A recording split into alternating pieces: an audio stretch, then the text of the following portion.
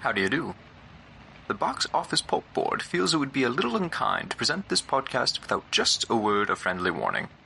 We're about to unfold a cinematic commentary track, made by a group of men who sought to create a podcast after their own ravings, without reckoning upon God. It is one of the strangest tales ever told. It deals with three great mysteries of the internet: analysis, observation, and deconstruction. I think it will thrill you. It may shock you. It might even horrify you.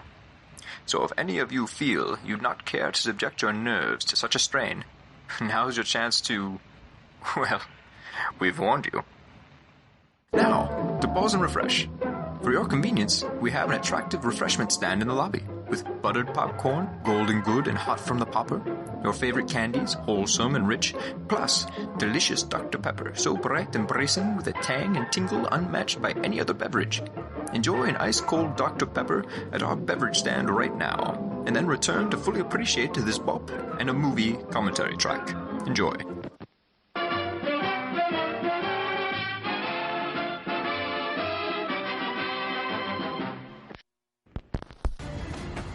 I speak for the dead.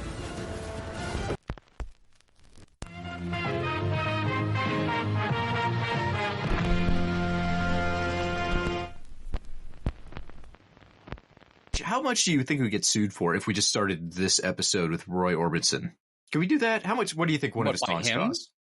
We dig him out of the grave. We Lisa Frankenstein him. No, like if we just try to use one of his songs from his back catalog. So he's got to have some shitty songs that nobody wants to use, right? So is it weird Roy Orbison always just makes me think of Austin Powers? A little. I can kind of see it. Oh, I always think of the tattoo on Henry Winkler's ass in The Waterboy. Oh, yeah. Wow, there's a lot of Roy mileage here I wasn't expecting to get.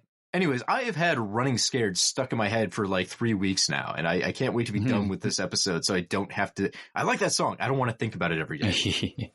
Just running scared. Shut the fuck up, Roy. I'm done with you. Start the show, Cody. I'm trying to delay so I don't have to drink more Malort. Welcome to Box Office Pulp, your one-stop podcast for movies, madness, moxie, and tonight, the rebirth of Saw. We are back with, part 8. We've actually been pretty dedicated so far. Good job, everybody.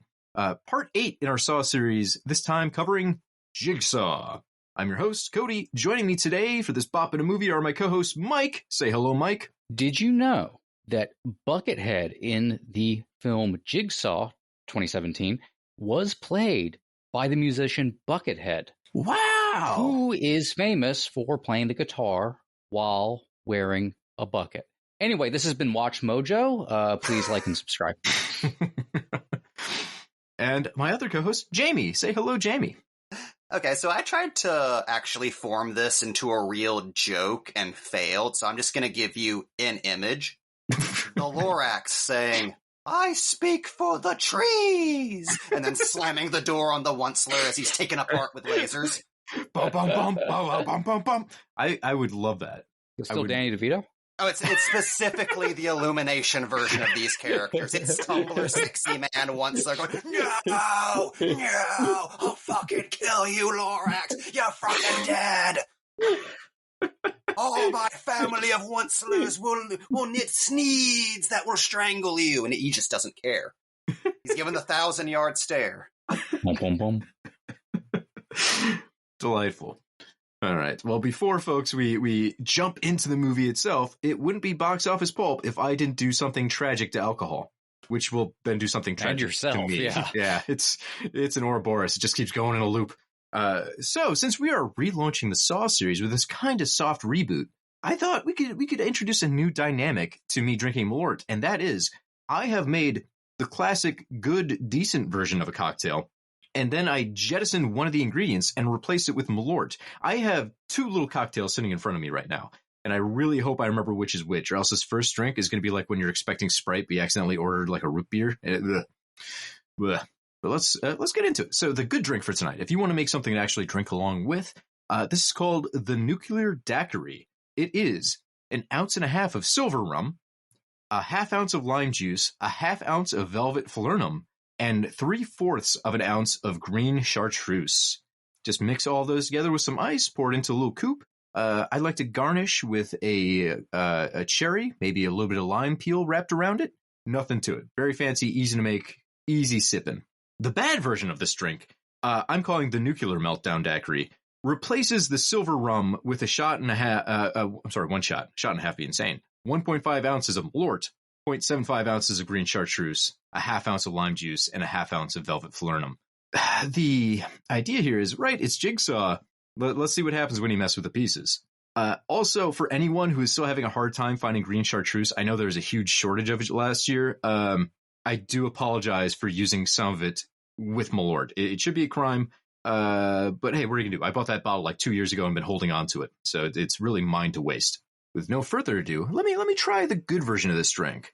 What I hope is the good version of this drink. I didn't label them, and they look almost identical. Delicious. The green chartreuse, I've never had that. It's very herbal. It's a very herbal drink. But it mixes. I have the storm right now. This is terrifying. But it mixes pretty good. You know, the rum gives it a little bit of extra kick.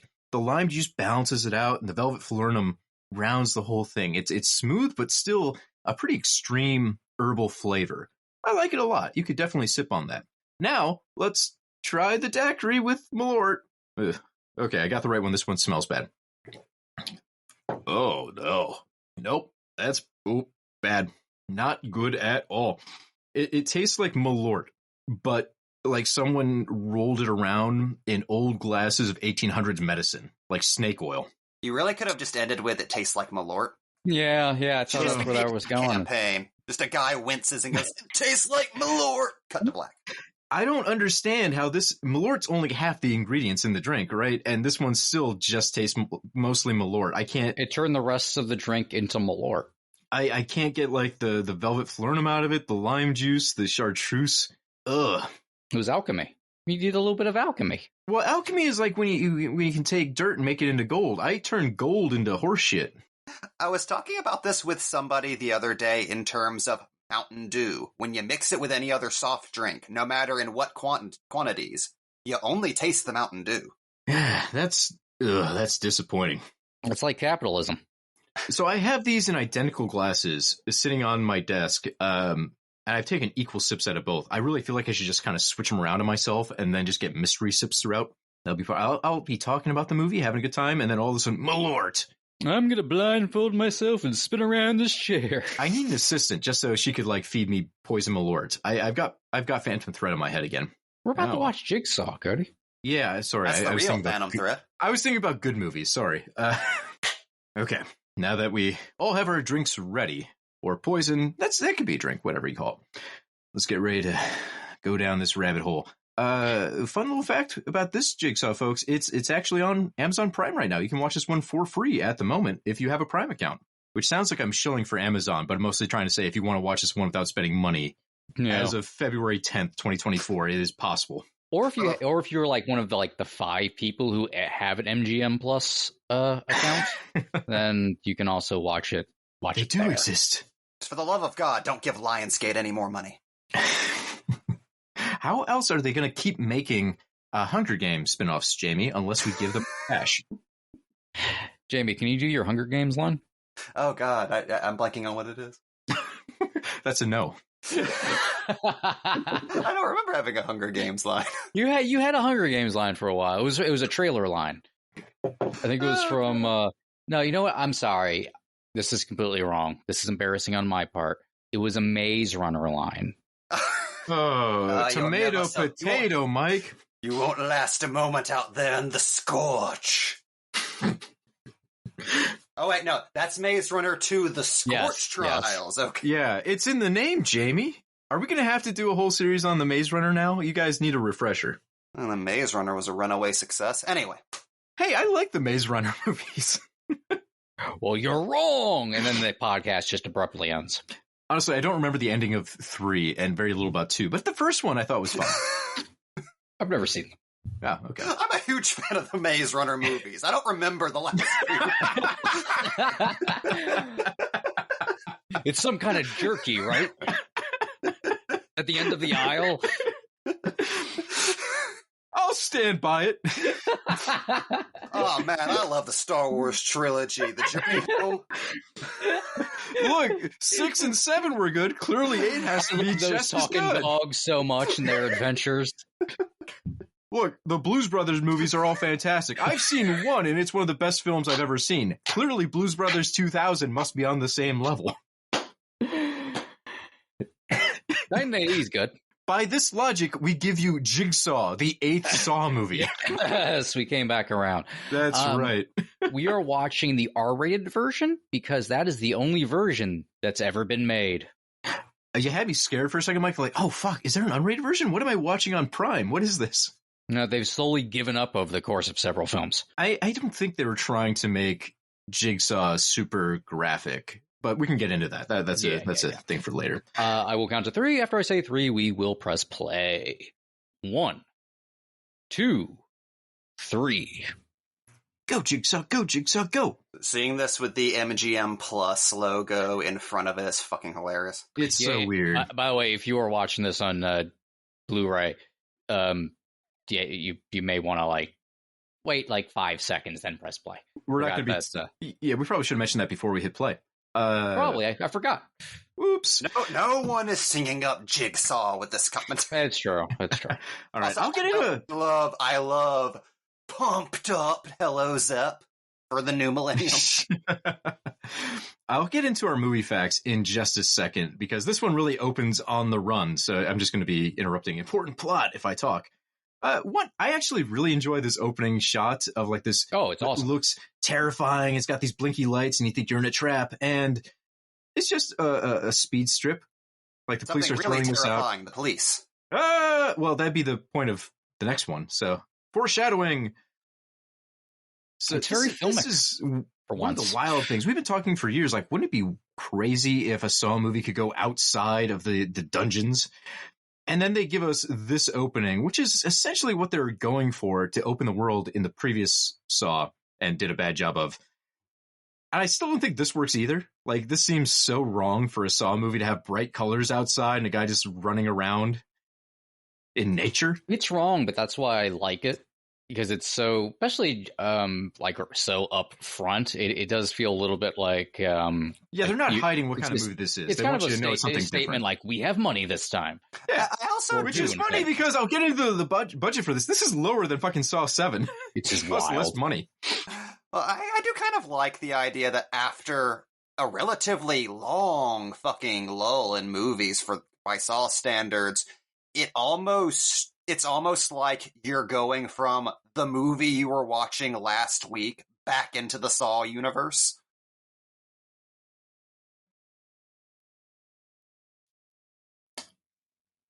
All right. So again, to be nitpicky, because I'm going to be nitpicky about Jigsaw, and I would count myself as a soft fan of the film.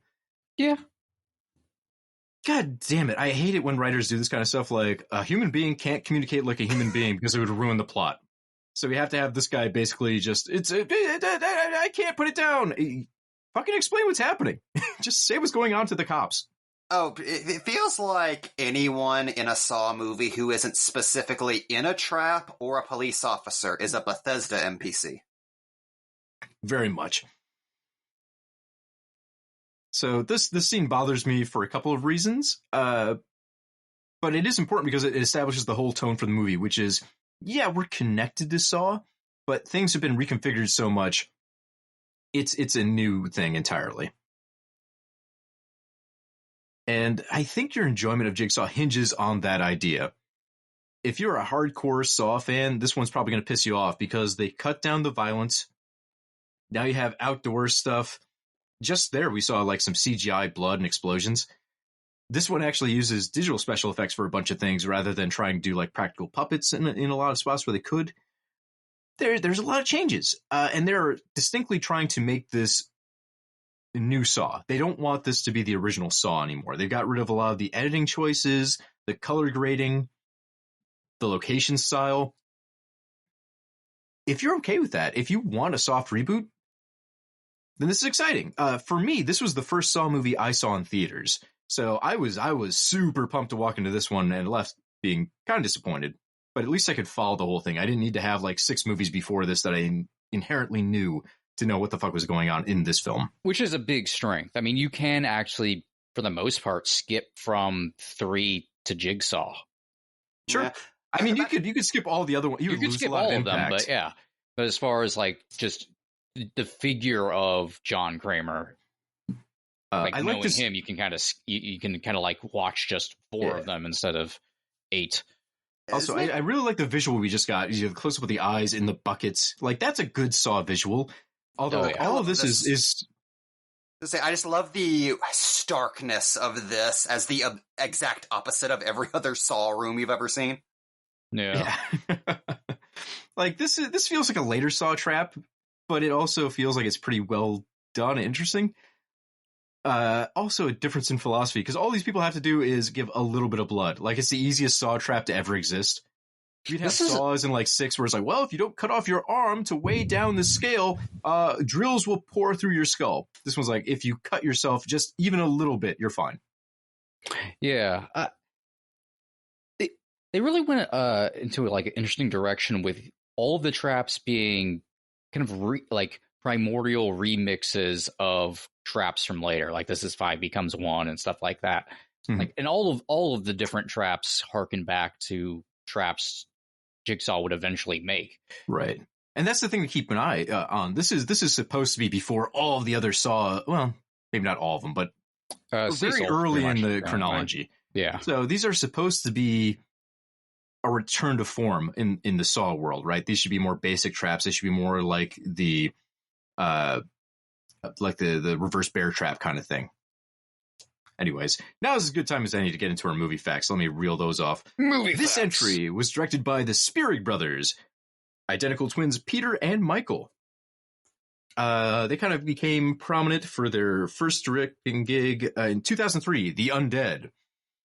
They also wrote and directed Daybreakers, which I think is kind of underseen. People should check that one out. I dig Daybreakers. It's silly as shit, but it's a good time. Yeah, and Predestination, which I thought was a really fun, twisty sci-fi movie. Great use of Ethan Hawke. Then they got this film. So this is, I forgot. They also directed the 2018 Winchester. If you're into that, the house goes built. Yeah, I would recommend Daybreakers or Predestination first. Go for those two. This entry was written by Josh Stolberg and Peter Goldfinger. Stolberg would become kind of a Saw staple. He wrote this film, Spiral, From the Book of Saw, and Saw X. People kind of assumed he was going to write Saw 11 as well, but he had to step out from that. Oddly enough, Stolberg had a background mixing comedy and horror with Good Luck Chuck, Sorority Row, and Piranha 3D. Good one. Thank you. Our cast, we've got Tobin Bell back as Jigsaw. But we have a lot of new faces this time, not a lot of connecting tissue like we've had in all the other Saw movies. So for the rest of our cast, we have Matt Passmore as Logan Nelson. He had some limited movie appearances before this, like Son of the Mask, but he was primarily a TV guy with roles in Last Man Standing, Lethal Weapon, Frayed, and 13 Reasons Why more recently. We have Callum Keith Rennie as Detective Halloran. He's been a long-time film and TV credit guy going back all the way to the early 90s. You can see him in stuff like Time Cop, Existence, Memento, Blade Trinity, X-Files, I Want to Believe. As long as also an episode of X-Files, like a proper episode. And Goon, Last of the Enforcers. Highlander, the series, Battlestar Galactica, the reboot series, Supernatural, Smallville, Tin Man, CSI Miami, Jessica Jones, and even The Umbrella Academy. I feel like if you're filming in Canada, this guy's probably around and ready to go. And we also have Hannah Emily Anderson as Eleanor Bonneville.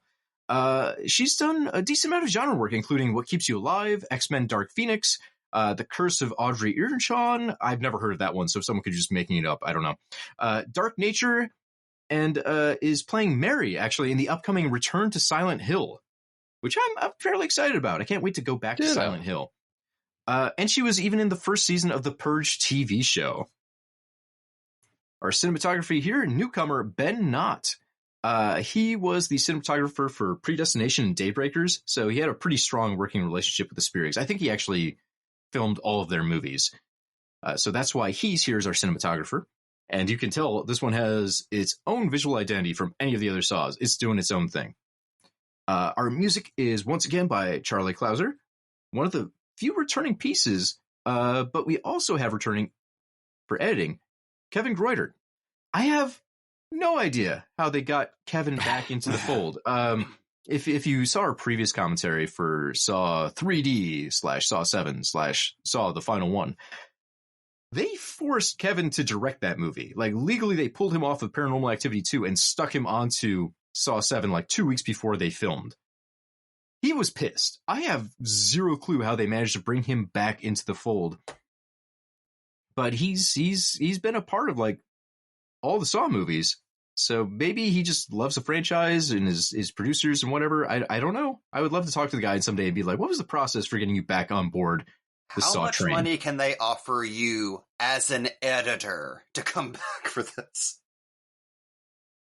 I think he was like a late addition to the project too. I think they had someone else lined up and he had to kind of step into the fold, if I'm remembering right. Saw Faithful will tell me a bit more on later if I got that wrong.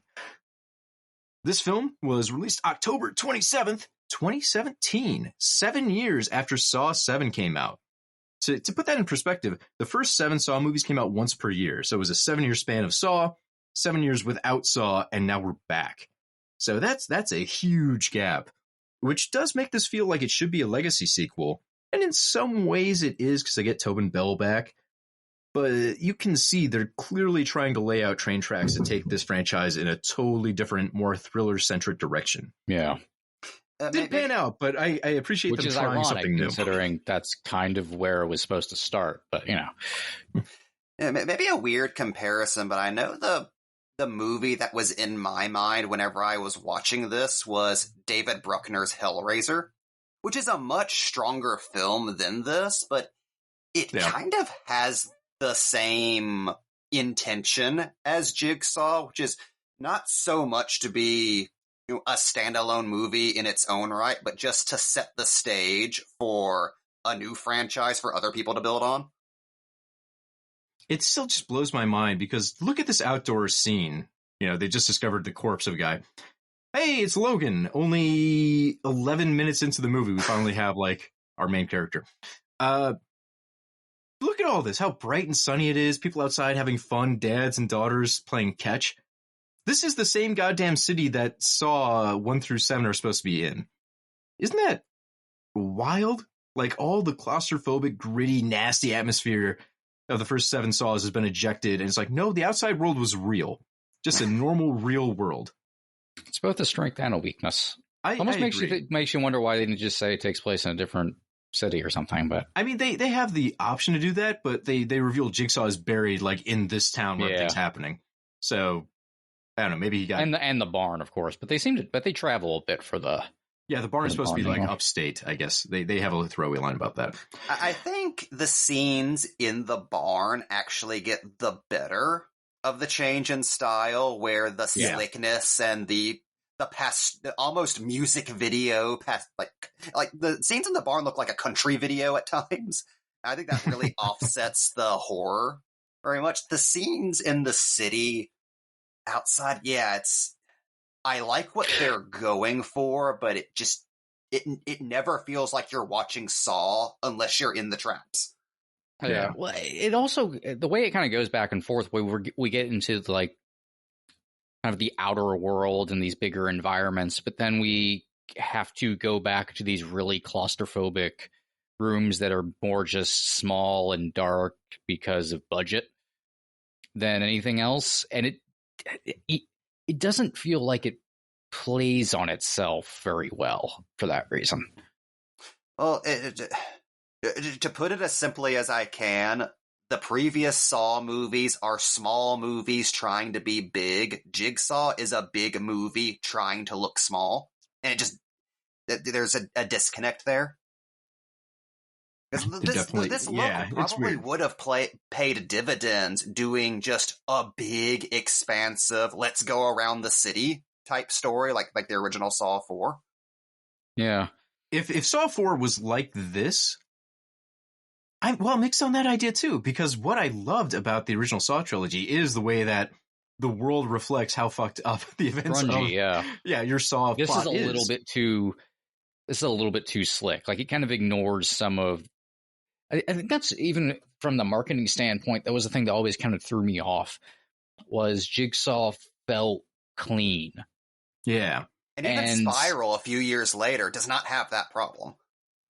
Yeah, everything around Jigsaw gets like even if it has to, shrink itself because of budget or something and make the film overly claustrophobic. I also love the introduction of the new Billy puppet with the evil glowing eyes and the new dark. Billy puppet is awesome. J'accuse! I actually dig this. I think this works out pretty slick. Yeah. Like, it's so epic. It has that moment like, this is the trailer. They want you to know, like, Jigsaw's back, baby, as they slowly wheel the puppet His in. booties. I love that this implies that immediately after this trap, Jigsaw decided that the eyes were too much. He didn't want to be obtuse. I'm putting a hat on a hat. And this moment too. What the fuck? Oh, not creepy at all. God damn, I mentioned already, I love the trailer for this movie so much. The initial teaser had Roy Orbison saying, "Rang scared." And I never felt so excited about a horror movie. Like, I was pumped. I dragged a friend who had never seen a Saw movie to this with me when it came out. He did not enjoy it. But it got me so pumped. And it was weird because it really didn't match up to the actual movie. Yeah. Like, not at all. Yeah. Mike the and I tone of talked the trailer immediately after he'd watched it. Like, that is both one of the greatest horror trailers ever and also the worst ad campaign you could pull for this specific movie. Yeah, Right? I love that trailer too, but I never watched this because the movie looked tongue-in-cheek, comedic. It looked like for some reason, it just always reminded me of the opening of Saw 7. See, I was excited because of the tone they were presenting. I'm like, oh, I'm down for that. I normally like a little bit more fun than what a Saw typically offers in a film. So I was like, okay, this is appealing to me. The music choice is great. Like, that alone got me amped. But then, like, that one character, like, not creepy at all. It makes you think he's going to be like a kind of a plucky comic relief guy in the traps. And then you find out later, oh no, he is a sexist piece of shit. Like, he's not funny really throughout the rest of the film. The trailer just gives him like one gold moment and shines on it. Yeah, this is no difference in tone than any of the other Saw movies. Maybe slightly lighter, but I don't think that is even necessarily intentional. It just has more characters interacting. Yeah. And I think, even bigger factor, which is this, again, a thing I didn't realize until the credits rolled, which is, this movie isn't called Jigsaw because Jigsaw is back after the reign of Hoffman. It's called Jigsaw because it's supposed to set up a new Jigsaw. Yeah. And the ad campaign just treated it as, Jigsaw's back! Look at how much of a Tobin Bell there is in this movie, who does not show up until the very end, which you'd never know.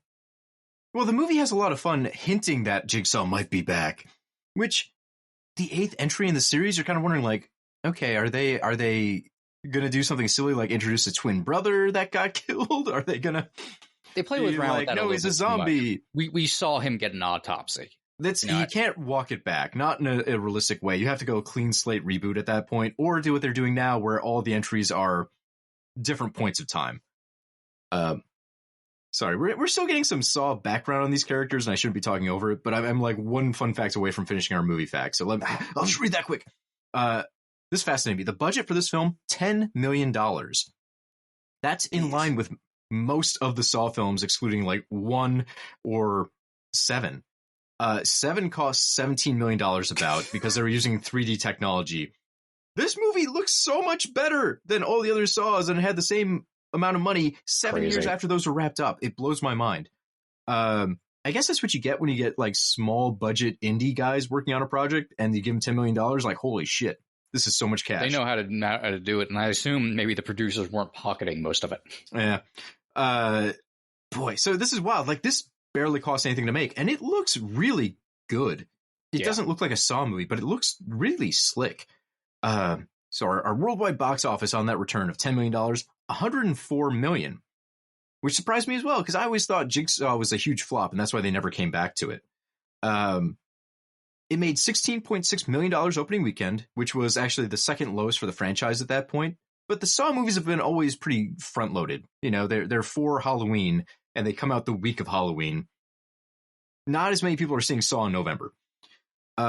This one opened number 1, but it took a 61% drop in weekend 2 and fell behind new releases A Bad Mom's Christmas and Thor Ragnarok.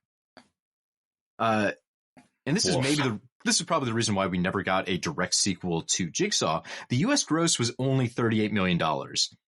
The rest of that money came from overseas. So it's kind of a flip from how a lot of the other Saws had operated, where they mostly made money in America and then half or less, I would say, was probably overseas gross. There was next to no excitement from like the general public either.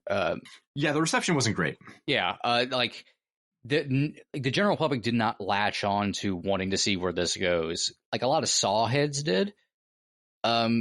And are still kind of intrigued, even though this is probably never going to lead anywhere. I can't imagine them bringing Logan back. No, not at this point. Which makes this like such a strange island film. It's why when I finally watched it, included in the anthology releases when they put all the DVDs out. Like they want you to remember this is a Saw movie, even though all the fans just kind of forget about it. This is like the comparison. I told Jamie this. This is what like came into my mind when I finally watched this. Is I don't mean this in. When I make this comparison, it's not because of quality of script or quality of directing or anything like that. Hellraiser direct-to-video sequel.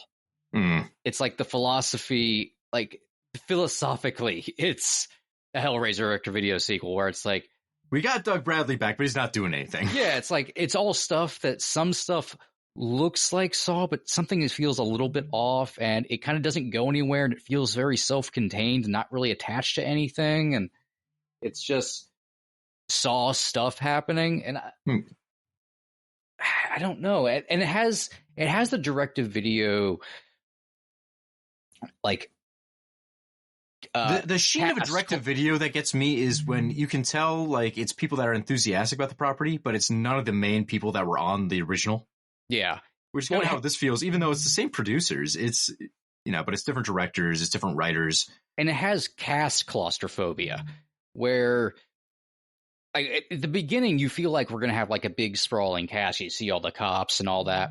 But when the mystery kicks in, you have the detective characters pointing towards the only other two people they have scenes with and going, they must be involved, which just makes the movie feel so fucking small. That is weird, isn't it? Like they immediately assume someone else in the room was one of the killers.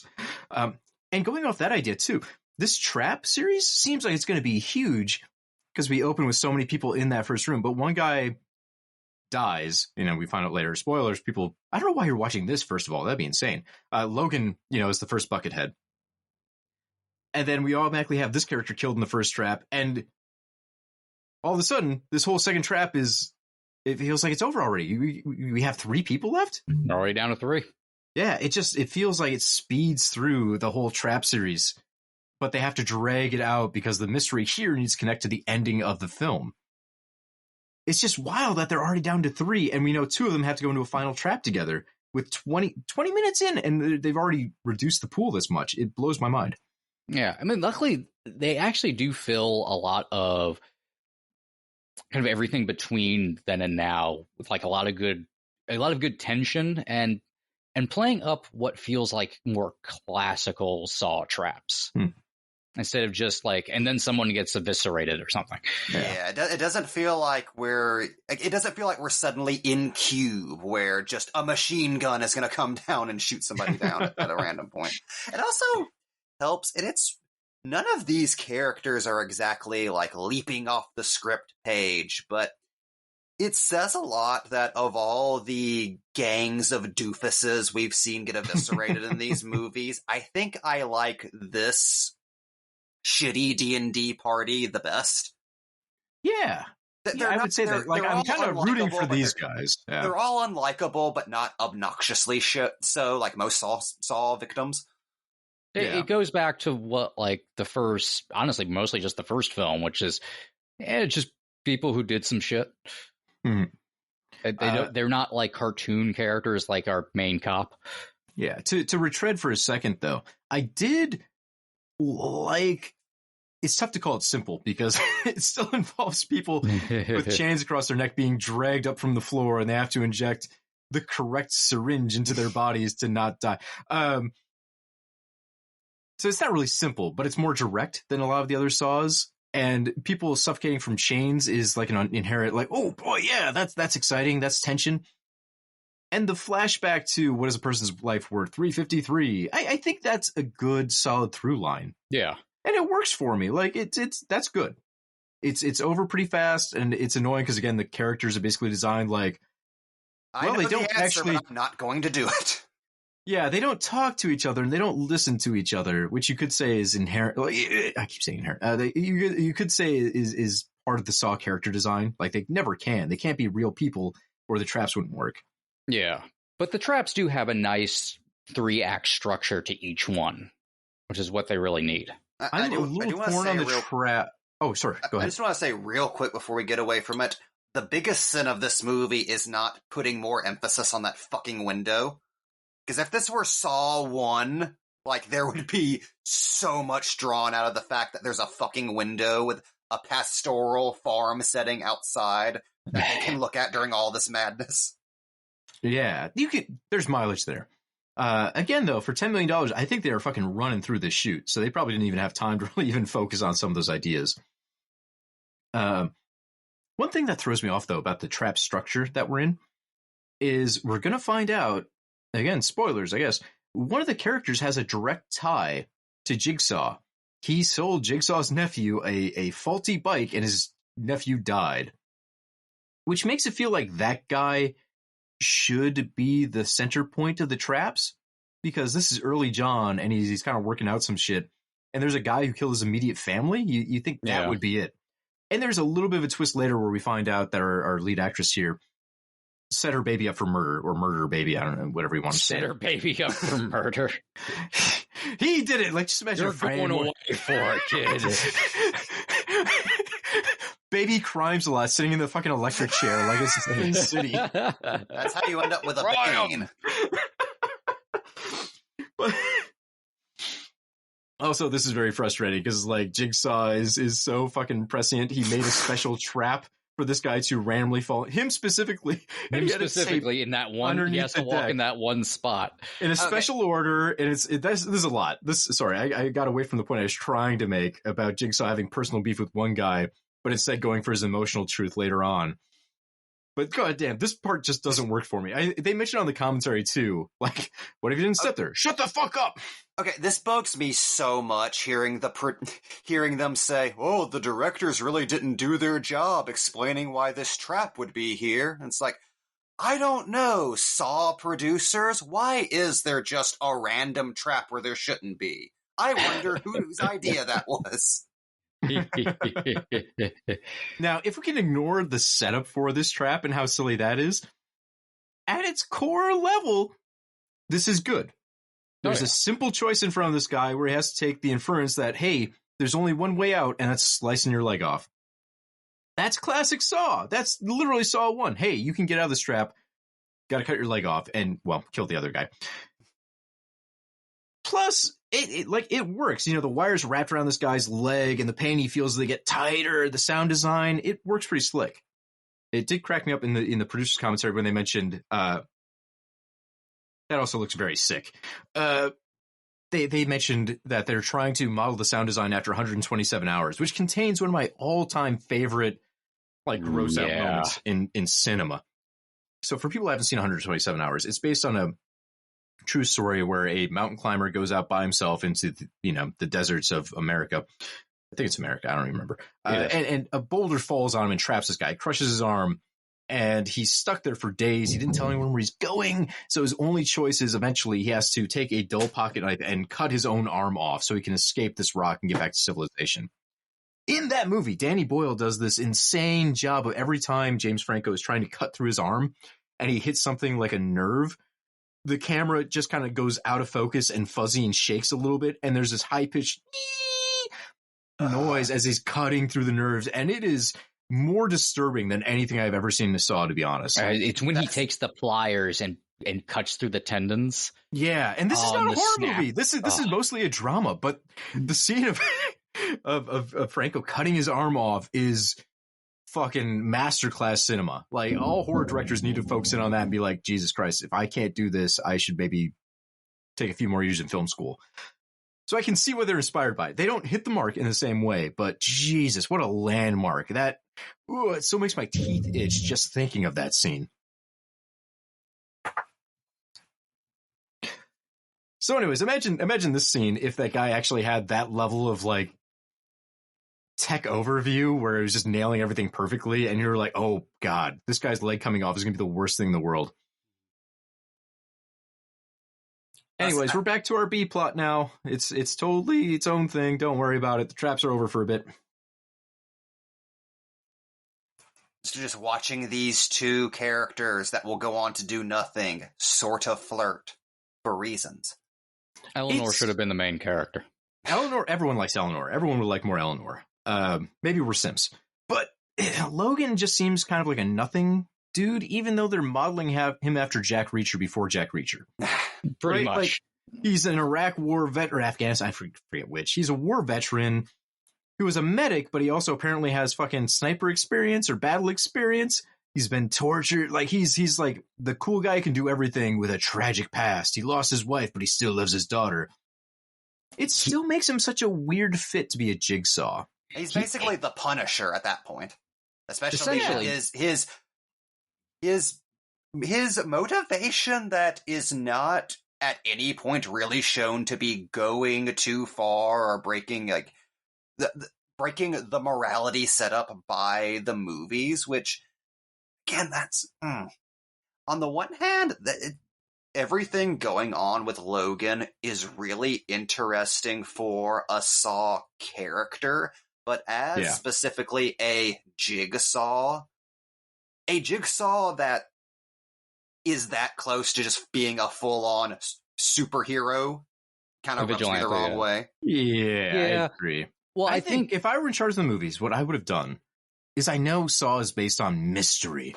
Fuck that. If you're doing a reboot and you're trying to get away from a lot of the Saw trappings, I would have set this up where we knew Logan was the guy immediately. And that becomes a tension act where he's trying to fool everyone else in here. Yeah, sure, you have to get rid of the idea that Jigsaw might still be around, but honestly, we all knew it wasn't going to be Jigsaw. We were all confused that I spent so much time insisting it could be him. Yeah, that was never going to play as a gotcha. There's a lot of interesting meat on the bone there for Logan as a character, and going forward as like a horror villain and a new Jigsaw. He's so different from what we've seen previously with John and with Hoffman and all that. And the fact that he has a different missionary response to it all. Yeah. So he's not a carbon copy of Jigsaw, which I think is key if you're going to have someone else continue. Like, okay, what else can you do that's in the wheelhouse, but the character brings something that is wholly unique to them, to John's overall ideology. And I think the idea of someone who does feel like he's not like punishing people to get them to turn around in the same way John was, or he's not just punishing people for them to die in the way Hoffman was. He still has like this noble pursuit of it with Hoffman's like killer instinct to it all, but he doesn't have the right. Like Hoffman would kill the medic, like he'd kill everyone around him to make sure he was safe. He'd get off on it, like he'd really enjoy it. Like Logan's whole thing is like he feels righteous. He's righteous about it. Yeah, that's his whole deal, which is an interesting Saw concept. It made Dexter run like 8 fucking seasons. Hell, the most interesting thing raised by Logan's backstory is just the 5 seconds you see between him and John, where, as it stands in the movie, it's just Jigsaw saying some vaguely out of character shit, but the idea of John presenting himself as more of an anti-hero specifically to Logan because that's the button to push is really fascinating. Yeah, for sure. I gotta I'm taking over for a second to announce that I have finished the good cocktail and I am now about to embark on the bad cocktail. I wish I had done this halfway through the movie instead of 33 minutes in. The other thing I want to mention before I take a sip of that, I figure if I keep talking, I don't have to drink, so I got to just keep going. I love the silo trap. I think this is a fucking great trap. It's silly, yes. I fucking love it. Is it any more silly, I guess, than like a guy being drowned in liquefied pig guts? No. One, people actually die in grain silos all the fucking time. People don't realize, like, grain if you're in a... silos are really fucking dangerous for some reason. Like, if you're in a grain silo and you think, oh, I can just walk along top. No, it's worse than the quicksand you were raised to be scared of as a kid. Also, see Barry season 4. Be scared of silos the way, like, your grandparents were terrified of wells. Don't fuck around with silos. Like, there is an incomprehensible amount of weight being dumped into this thing. 2, I like that this ties into the farm idea so much. Like, if you're going to give us a farm setting, you got to do some farm gimmicks. And killing people in a silo with 1 grain, 2, like, pitchforks falling down, perfect. I love it. No notes. And 3, they start with the grain falling down and you realize it's just there to kind of anchor them in place so they can't run anywhere. And then metal instruments start falling from the ceiling, which is very funny because it means, like, probably a person has to be up there throwing shit down into a chute. Of John just throwing wrenches and shit. In his robe. One thing I am bummed about that they moved away from was when they filmed, they actually had moments where Tobin Bell was observing the events of the games through walls. Like, he was observing that he had holes cut in areas, much like the earlier Saws, where it's that voyeuristic idea that he gets off on seeing his victims go through the traps. And they cut all that because I thought it'd be a step too far. Like, it'd be hard to explain to the audience that John is there and he's watching them, and that's how he can set up the traps tailored to them specifically. They just wanted to imply it. So all those scenes were cut, and it sucks because that's half the fun, baby. We want to see Tobin Bell get off on basically watching these people be tortured. I like the old Scooby-Doo version of it where there's the eyeballs behind the portrait. I want to see that. I want to see that. And it would also cause the problem of, I mean, we're supposed, even though the movie fails completely, we get, by this point, I think all of us on the first watch can understand, oh, what we're seeing is happening in the past. Which then we just wait for the movie to catch up to us, which is a problem. With all those people not reacting to Jigsaw being back. And so this is another problem I have with the movie, is to cut you off, Mike, and it drives me insane. The fact that Logan set up an identical game we don't see with 3 out of 5 victims, because he has to be the victim 4 and Halloran has to be 5. So he sets up a mini copy replica of the first trap that no one knew about, so he could put the corpses of those people out into the wild. What sense does it make? He's fooling the audience, Cody. That's very involved. It's directly at the audience. All of these little red herrings, like having to use a woman to die from the acid and trusting the trap will play out the exact goddamn same way as it did 10 years ago, isn't for any logical purpose. It's to be a trick to the audience. So they see, it's for a gotcha. Yeah, a woman got her heart burned out by an acid. We just saw that. These are on the same timeline. It's insane. Like, the half the movie doesn't make sense if you were a character in the movie. It's too much. It's too much. I mean, I mean, you can kind of like squint and go and add the ridiculousness of that to Logan's character, of not even him being ridiculous, but him being kind of like so weirdly vindictive. Yeah, but we established that fucking John Kramer is theatrical. That bitch loves theater. Yeah. We don't get the same sense from John, but he's even maybe more theatrical than Jigsaw ever was. It doesn't seem to line up with the character, and it drives me a little bonkers. It's like a Chris Nolan movie where you're watching it, it's like, this all makes sense in the moment. And if you take 2 seconds to think about it afterwards, you're like, wait, why the fuck were they doing that? I think... Where did the Joker's truck come from? Yeah, what is going on here? This seemed cool when I was in theaters, but it's been 20 minutes later and I'm eating a hamburger, and now I don't get it. I think one of the most interesting facets of Logan as a Jigsaw character that unfortunately this would never be able to actually explore, because you end on discovering that he's the new Jigsaw. So it would take a sequel to get into this, which we will never see. But the idea that he is, like, as Jamie said, he is like the Punisher version of Jigsaw in that he is insanely proficient. He is physically imposing. He's more of like a military tactician about this. Like, it's not just about like puzzles. That makes him like really terrifying and really interesting as a almost Hannibal-like villain.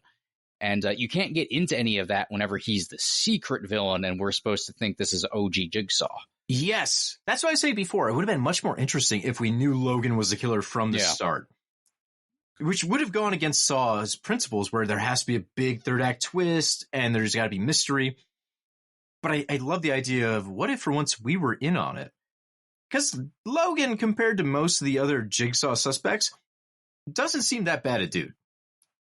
Like, we have an inherent interest in him because he has a daughter, he's got a dead wife, he's a war veteran. He's got enough stuff going for him where audiences would be predisposed to be like, yeah, no, I want to see this guy win. So if he's setting all this up, we're probably thinking like they've got it coming. I want to see what the mystery is of what they did to him. I remember whenever the MTV Scream series was announced, my first thought was, I am totally down for this if the idea is Billy and Stu are the main characters and we get to follow them as protagonists setting this shit up. Because that's a point of view you so very rarely get to see, especially in mastermind stories. You get the experience of being the mastermind through a third party. Like in Saw, that would be fascinating. Horror movies need to look towards Death Note. Exactly. This all ties back to me watching the newest Treehouse of Terror. Okay, a couple of things. We just saw a character willingly cut his leg off so the other characters could survive their trap. This is interesting for Saw. We have a character actually making an altruistic move. Like, he saved the lives of two guys that don't even like him and he doesn't like, because he would feel too guilty if they died. If anything, this should be a mark towards like, hey, Jigsaw, your philosophy kind of works. You made a guy hurt himself to save others. Jigsaw completely ignores that later in the film. He basically chews this guy out for not confessing what a piece of shit he is. Which makes it feel like a weird trap where he just knew that this guy was going to have to cut his leg off to save the other people and it's not going to matter. The other half of it that bothers me, though, is since the movie is trying to be a little more thriller and a little less Saw, they have to cut back on some of the gore. And in this case, a man just had his leg literally ripped off like his Final Destination 2 with the wire cutting through that guy. And there's almost no blood. They don't cauterize his wound or anything. They just kind of like wrap his stump up and leave him on a hay bale. This is a shockingly almost bloodless Saw movie. Right? Like, you should be thinking in your head, like, this guy's going to bleed out. So, I hate to get into the realism complaint in a Saw movie because they've done some wild things. But if you're making a non-supernatural slasher franchise where your whole thing is people need to survive deadly traps, I think you need to actually include some of the medical realism that we've kind of come to expect. Like, they have to cauterize the wound, they have to tie off the arteries. They should be doing something much more gross than we see. Well, the bleeding out thing is only kind of a problem because it's in a series that has paid very specific attention to the fact that nubs need to be burned. Yeah. Put that on a t-shirt. In the previous movie, we even have Cary Elwes like shoving his stump across a steam pipe because he knows he's going to bleed out otherwise. He even mentions in Saw 1, like, I'm going to die unless I get help. So it's frustrating that the reboots try and tell you, hey, we're going to take a more lax idea on some of these things. People could lose limbs or eyes or whatever else and make it through a trap. Now, just to interrupt, I want to say, go ahead. How much do we want to bet that website is Jigsaw Rules with a Z? I assumed. I'm not judging this. My trivia team is Butts with a Z. It should have been itstherules.com. That'd be great. We do force the trivia guy to say the full name. He can't just say Butts. He has to say, and in third place, Butts with a Z. So here we kind of get a return to the classic Jigsaw coloring. I guess a little amber, a little green. Don't take my word for it. I'm colorblind. In this scene that will be taken by the last Scream movie years ago. And done better, to be honest. Much better. This one, it solely exists to set this character up, Eleanor, as ooh, she's the secret Jigsaw. She's got a village of murder. And it turns out she's just a fangirl. Yeah, in an alternate it's universe, doing Saw 5 without the commentary before Saw 5. It's amazing how much Scream took from this and went, no, they just missed the mark. We could rewrite this into a strong thematic coupling. Yeah, in an alternate universe, a sequel to this has Logan actually recruits Eleanor and have her be the one who builds shit. I would like to see that in a sequel, in a Jigsaw 2, because they leave her alive at the end, right? And they take the step of having her be the alibi to say that, no, Logan's innocent. It's Halloran who's the bad guy. She gets out and runs back to the cops. Also, do we know why what I believe is Moon King is written on the door there? I'm always confused. I don't know what that's referencing. It has to be like an inside joke with like the art department. I'm also thrown off because you have to assume these characters are like in New York City or Washington, D.C. or something. It's Jersey or Jersey, I think, is what most people narrow it down to. Yeah, and this fucking autopsy examiner somehow has enough money to have a separately leased building filled with a gigantic museum of things that probably cost thousands of dollars moving to place. And this built the spiral trap. This spiral trap is not cheap. Where'd she find the time to do this? Also, how did she even get some of this shit? Right. Like, you kind of forgive it when it's John Kramer because they set up, oh, he was a famous architect. So he's probably rich. This is like, fuck, man, I make good money, and I'm like, well, can I afford to keep my apartment? They raised the rent again this year. And I live in Madison, Wisconsin. I don't understand how these characters are so rich. They can buy the original fucking Jigsaw traps. Like I said, it's one of those things that make me go, direct-to-video Hellraiser sequel. Yeah. Like, it's that kind of vibe. It's frustrating because, like, logistically, it doesn't make sense. On paper, a character who's a suspect who has a Saw fetish and all of his old materials in a quasi-reboot makes perfect sense. Yeah. Like, movie-wise, yeah, this is good mojo. This works. And if you're not into the movie's pocket, fuck, it all falls apart. If you were into this movie as much as you were Saw 1 or 2, you would not stop to question how she fucking owns the Saw museum. You'd just be like, this is a cool idea. Also, question, where's this happening on the timeline? Because we just saw Logan at that one place and now he's here. No idea. It just bugs me. Yeah. Bugs me so much. Would it be fun if they introduce a new Jigsaw killer and then immediately he has like 5 fucking disciples like the old Saws? Like he has his own Detective Hoffman and Jigsaw 2 he's got to deal with. So before we get too far away from it, I just want to say 2 things. One, it is my dream now to smoke a spliff surrounded by Jigsaw traps. 2, I love that Rebecca does. She does the thing that is only done by fancy femme fatales in movies. She has her joints in a silver case pre-rolled. See, the silver case always makes me think of Bugs Bunny and carrots. Always wanted to do that. Oh god, the wounds! Scars. I like that. However, I like to include this because they're trying to play fair to us, right? They're trying to show like he has pre-damage, and they explain it as a war torture thing. But it is, in retrospect, a clue you could have been like, oh, I could have solved the movie if I paid attention. I like that they're trying to play fair with the mystery. Well, here's a problem with that, though. We were kind of goofing on before we turned the recorder on. Logan, that plays into Logan's backstory, which we're seeing on a computer screen now.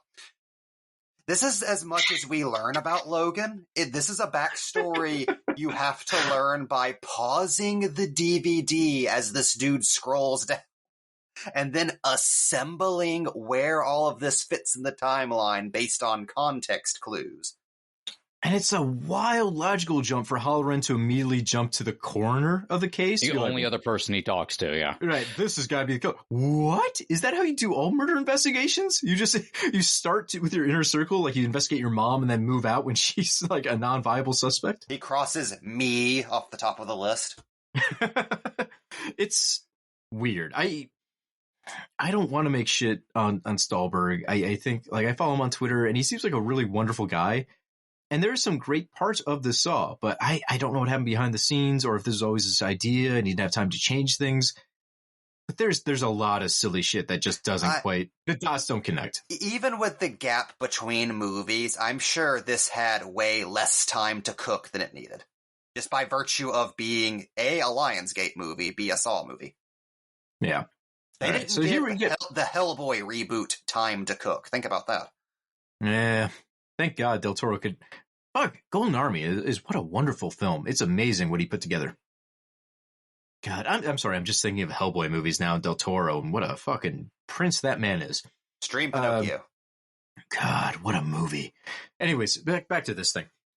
I have problems here. I feel like the angry, like the couch nerd from Conan O'Brien. Because everything I say here is just stupid technical, but I'm like, if this is Jigsaw's nephew, why is he like the third one killed? Shouldn't he be saved for the end? And I get it. The other idea is the woman killed her baby. John is going through a whole thing where he just lost his son and he was going through cancer. Thematically, it makes sense for him to be mad about that more so than his nephew, who he's never talked about before, dying. It's just such a weird thing to add. Why'd you have to throw in the nephew? Yeah. Oh, yeah. By the way, Jigsaw has a sister, I guess. He doesn't talk to. Yeah, it's so weird because this is very personal to a man. And they just kind of forget about Mitch. Like, he doesn't even mention Mitch at the end. Like, he's just moving on. Like, hey, my next door neighbor was kind of a bitch. Killer. Well, it's what's funny to think that the only reason this isn't the first death is because the actor Mandela Van Peebles, which is the greatest name I've ever heard, asked if he could please... The son of famed director, too. Mario Van Peebles. Which is the only reason they listened to him whenever he said, can I please not be the black dude who dies at the beginning of a horror movie? Which one isn't even a trope anymore. Everyone's so aware of that trope. It's literally back to Scream 2 is why the black couple dies first, because they're trying to make fun of the idea that black people always die first in the movie. That's been a thing since 98. We've evolved past it. Also, as the excellent Shudder documentary Horror Noir pointed out, the black guy is almost never the first to die. He's the second to last to die. The important thing is he dies. That's the offensive part. Yeah, exactly. Also, boy, great documentary. 2, I have never understood this fucking trap. Yeah, it confuses me. It's all visual. It doesn't quite work the way. I mean, it's supposed to just get. I hate it because it's on off. Like, he's supposed to reach through and hit the brake on the bike, which she does right there. But the trap doesn't stop because she stopped it. He has to actually hit that specific handle. And if he just put his arm straight down and got lowered, the trap's over.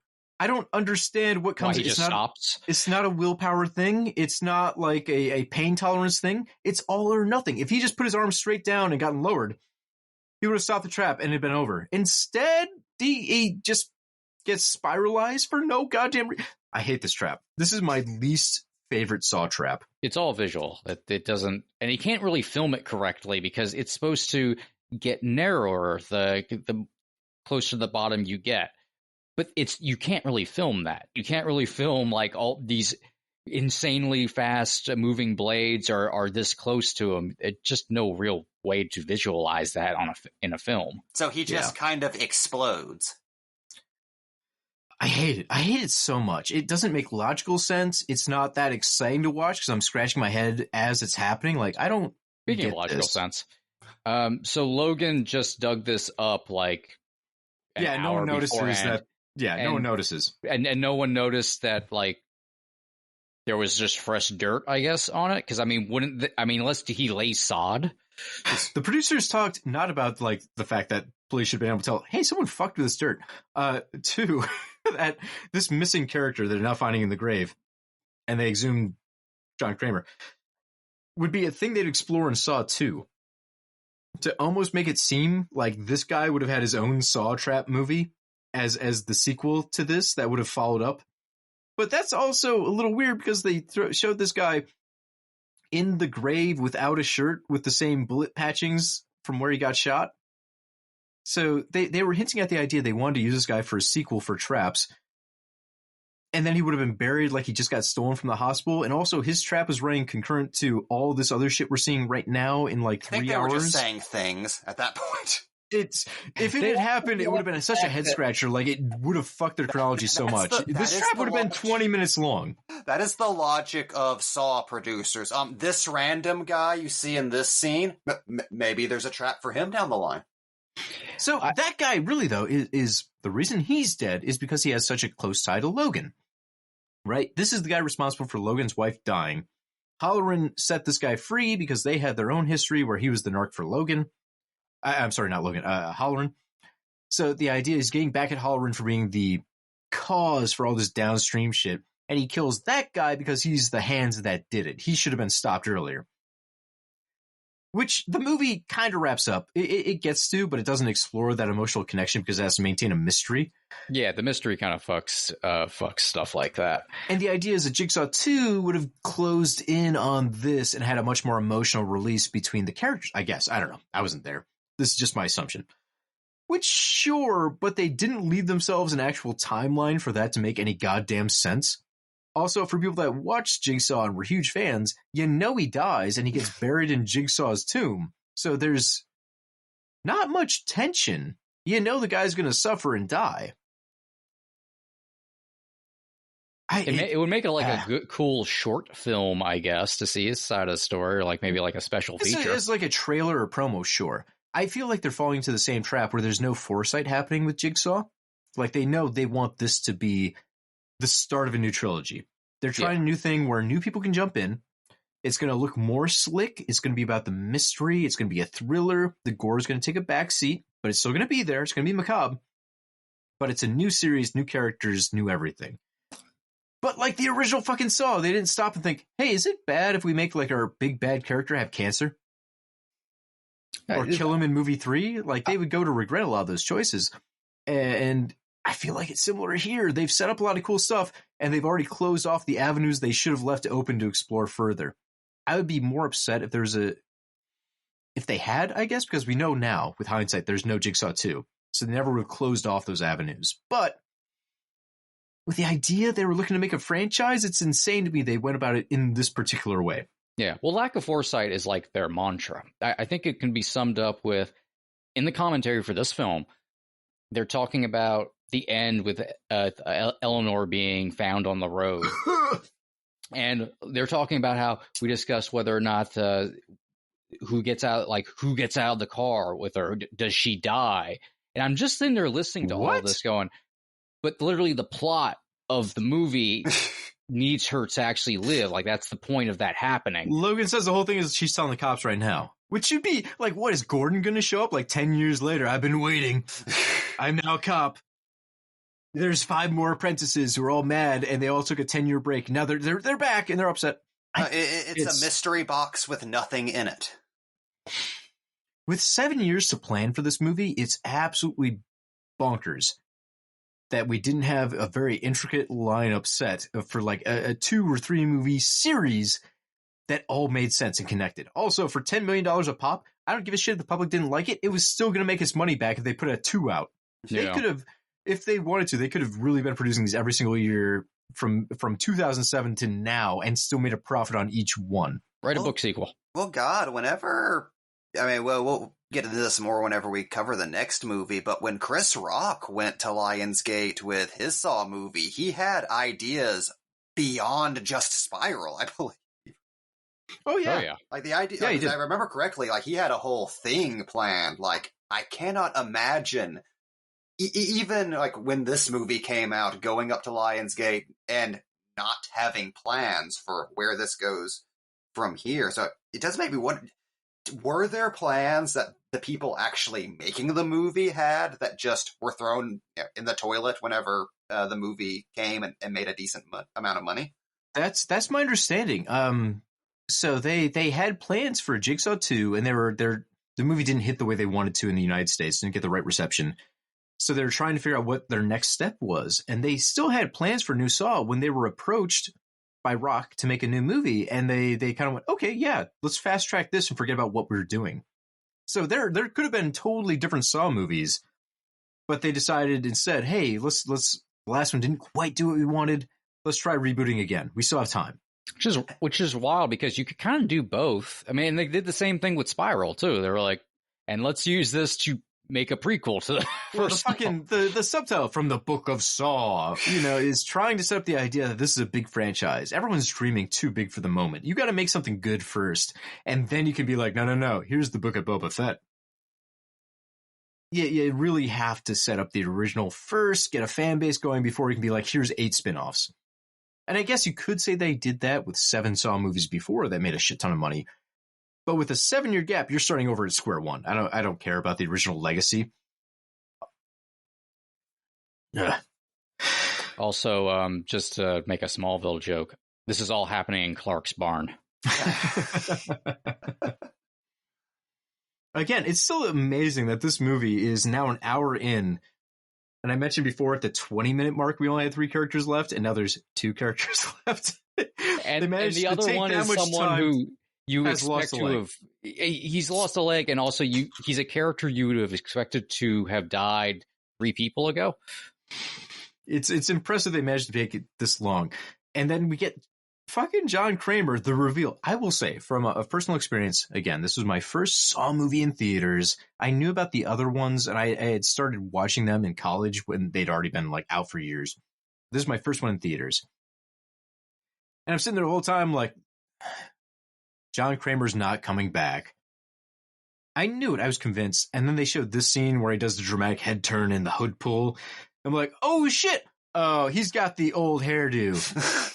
He has the soul patch. This is bullshit. He has the soul patch. This is back in time. And all my thoughts about the movie were confirmed. Which this movie is an hour and like a half long, like hour 31, 32. At the hour mark, like this scene happens, I'm like, oh, I know exactly everything that's going to happen. I understand all of it now. Okay, cool. Yeah. It's great because this gives John Kramer a lot to do, really, because the last third of the movie is his.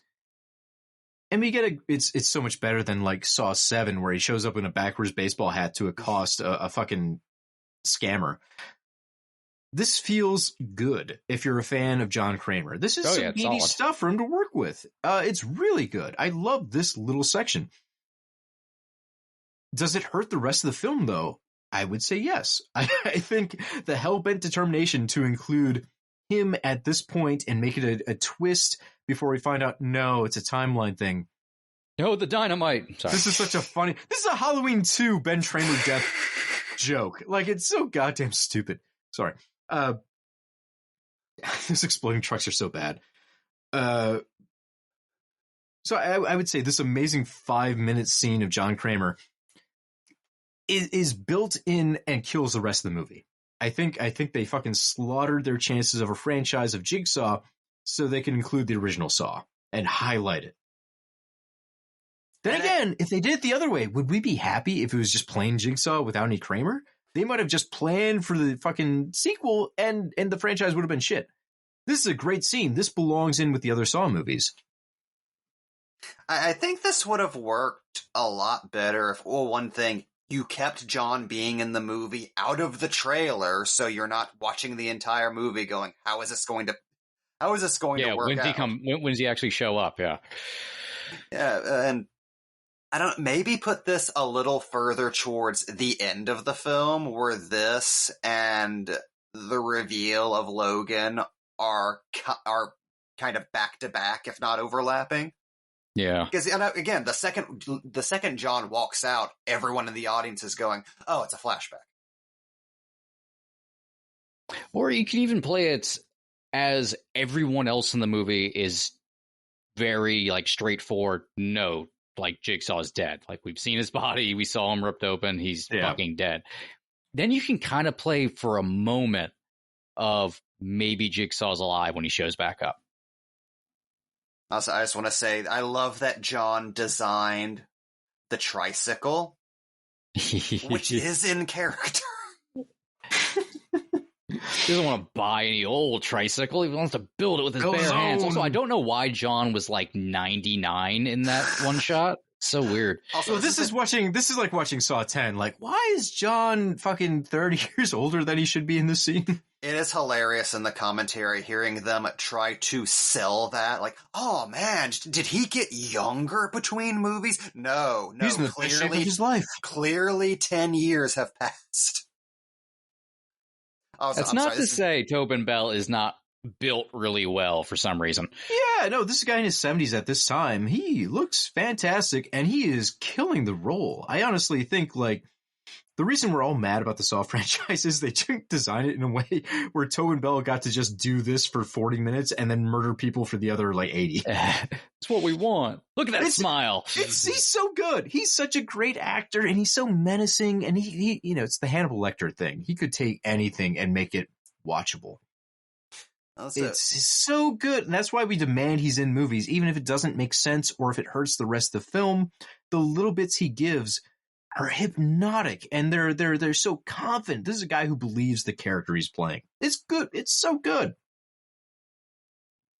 Also, I'm sorry, I might be missing something, but this has been bugging me for like 2 weeks straight. Considering... Jamie, before you ask it, the answer is no. No one thought about it. They did a shitty job implementing it.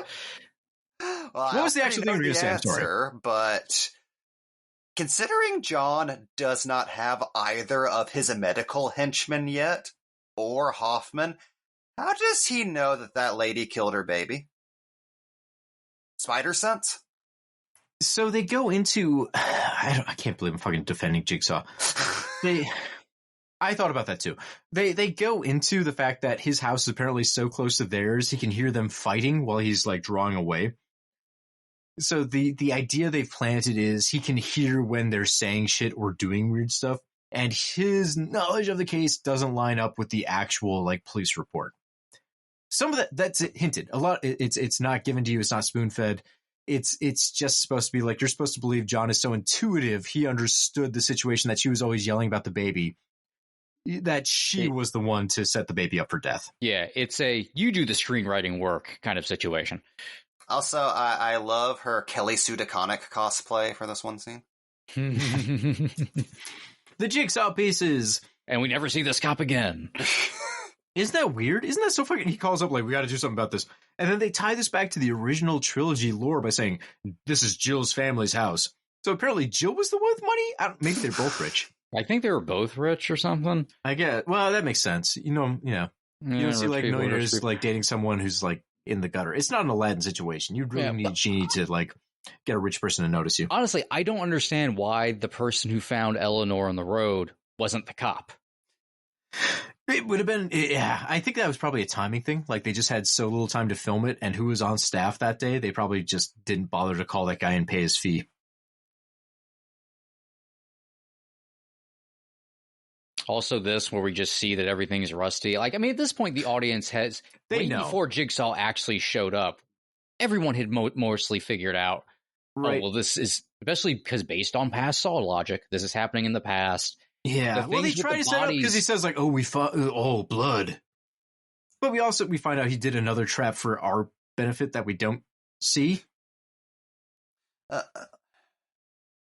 Also, there is the elephant in the room, which is the fact that if this weren't a flashback, Jigsaw was getting them bodies out of that barn pretty goddamn fast. Super fast for just, like a rushing cancer back and patient. forth from the country to the city in his truck. Oh god, we're almost done with the leg trap. Oh no. That's why he just runs to the top of the silo and just starts throwing things. Corn cobs, what do I have? Throw them down there. But mystery does not work. No. It fits the Saw theme. They're trying to condition a new set of audience members to appreciate that if there are more Saws, they're going to have this setup. There's going to be these weird time shifts. There's going to be big twists. Unfortunately, I don't think the twists have the same impact if you don't do it like the previous Saws, where you have a minute of flashbacks and dramatic Charlie Clouser music. Like, you just need to fucking edit this to the hilt to impress upon people. All the characters are whipping their heads back and forth trying to understand. They don't. You have to make the reveal cool. There's nothing cool about this reveal. No, not at all. There's nothing cool about Logan. So just imagine, though, there was a Jigsaw 2.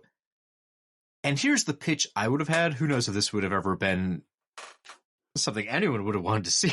But my idea is we're doing a soft reboot here, right, of the Saw movies.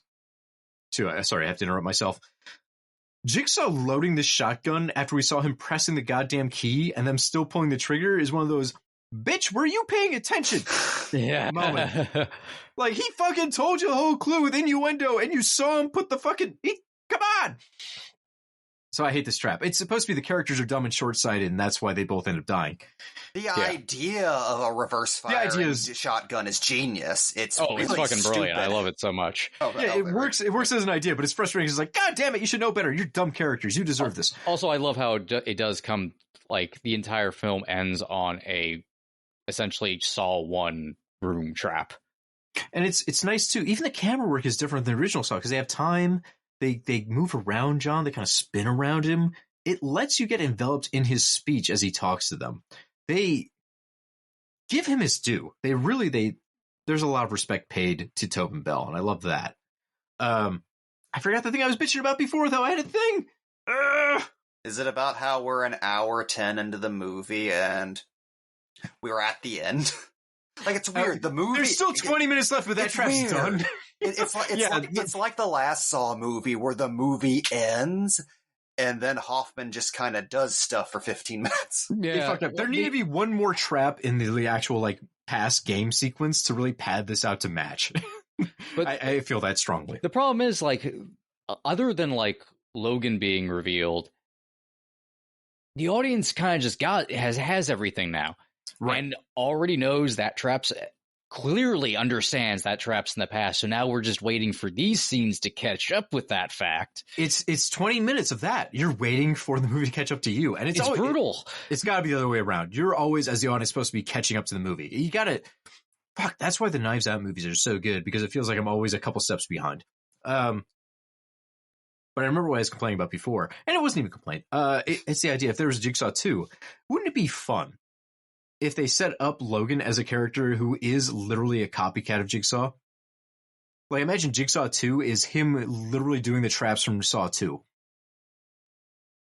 Oh, I've always wanted to see a Saw movie, like, with the gimmick of it's just, like, it's recreations of traps from previous movies, but with twists.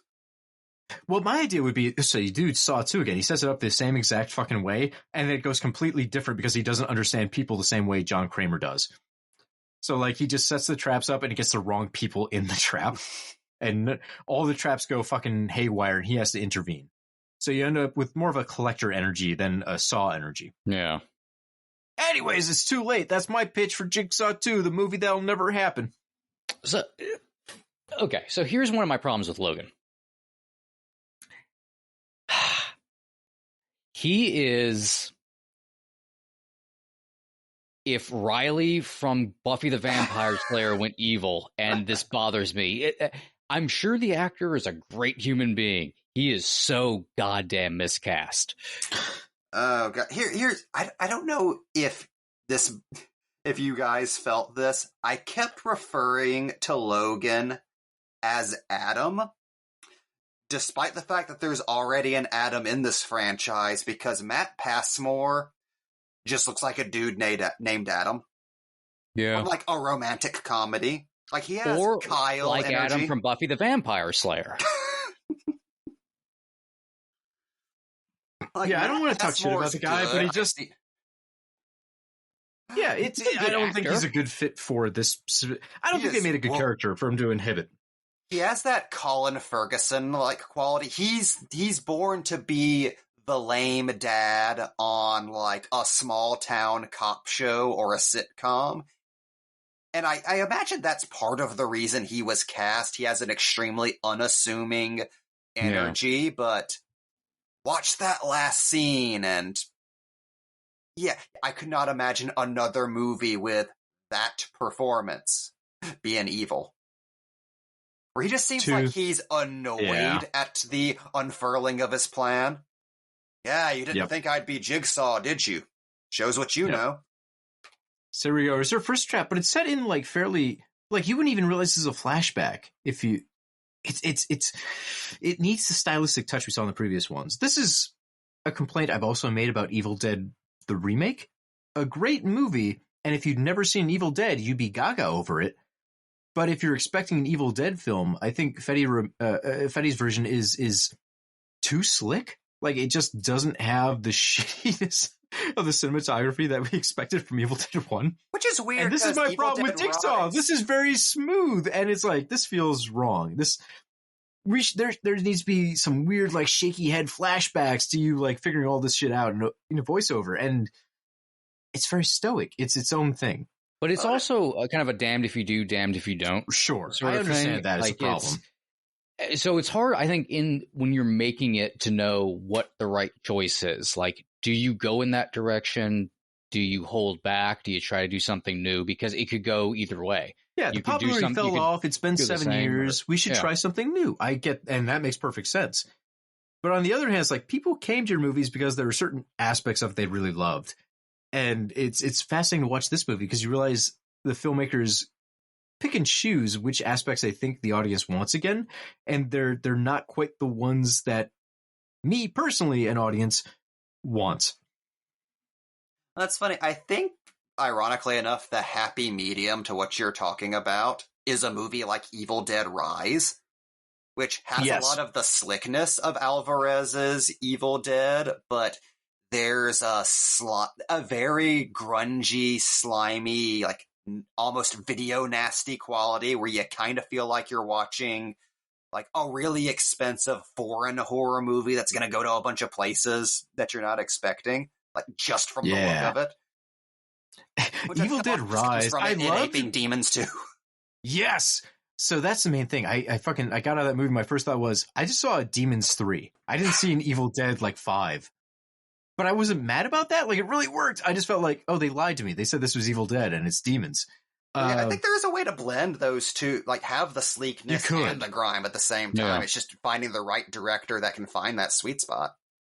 Well, I think, so the producers are so important in this franchise. They're, it's like a Marvel film. The producer's basically making it and the director adds some flourishes. In this case, they gave the director a little more power because it's a reboot, so he brought in some of his talent to help make the film and shaped it in his own ways.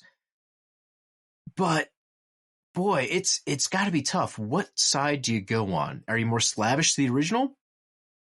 And I guess in terms of plot, they kind of went that way because, right, Tobin Bell still gets a starring role. They're trying to tie this into the original series while adding a new out. So if they want to do more, they can.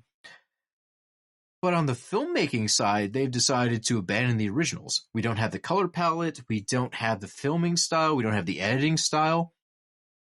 It's totally different. And I would say audiences are more aboard the superficial than anything else. So if you're trying to please old school fans, you got to make it look and operate on a cinematic level like the original, which they didn't in this. Is that bad? I guess you could say yes, because they didn't make a sequel to this one. It didn't catch on with American audiences. As a latecomer to the Saw franchise, I appreciate this. I thought this was a cool modern way to tell the story.